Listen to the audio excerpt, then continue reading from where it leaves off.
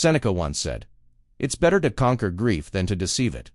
Titus stood on the balcony of his villa, looking out over the sleeping city of Rome. Behind him, the sounds of the feast were finally dying down. Slaves cleared away silver platters of uneaten pheasant and extinguished the oil lamps. It had been 40 days since the fever took his wife, Claudia, yet Titus had refused to acknowledge the void she left behind. He had approached his loss with the strategy of a general, which he had been for many years. He viewed grief as an enemy, ambush a trap to be avoided through constant maneuvering. He filled his days with grueling drills at the Campus Martis, and his nights with elaborate banquets.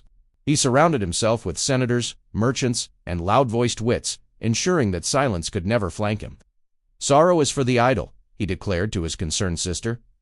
"I have no time to bleed." He truly believed he was winning. He believed that by burying himself in noise and duty, he was defeating the pain, but he was merely deceiving it. He was playing a trick on his own soul, pretending that if he didn't look at the wound, it wasn't there. The deception was taking a heavy toll. His temper, once legendary for its fairness, had become short and cruel. He snapped at his servants and alienated his oldest friends. His sleep was a series of fitful starts. He woke before dawn, exhausted, only to immediately throw himself back into the fray of distraction. He was a sentinel who refused to leave his post, terrified that if he blinked, the reality of his loss would slip through the gates. But grief is not an enemy that retreats. It is a fog that seeps through every crack.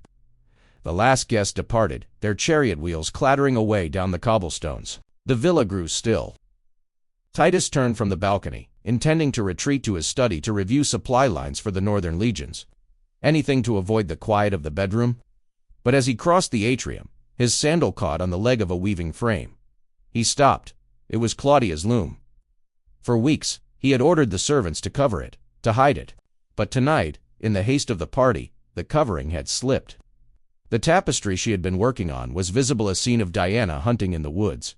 The needle still hung from a thread of crimson wool, suspended in mid-stitch, exactly where she had left it the day the fever struck. Titus stared at the suspended needle. The silence of the house suddenly roared in his ears. He had spent weeks running, marching, shouting, and commanding, all to avoid this specific moment.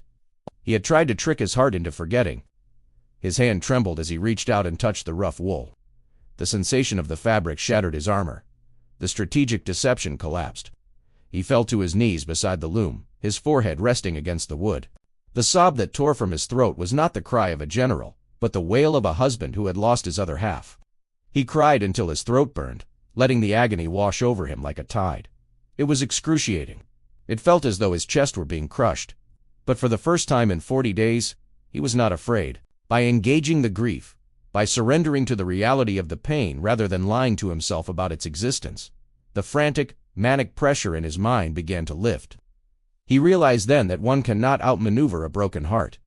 He had to feel the grief to heal it. In the quiet dark, holding the unfinished work of the woman he loved, Titus finally began to conquer his sorrow. If this story connected with you, please like, comment, and subscribe for more content like this.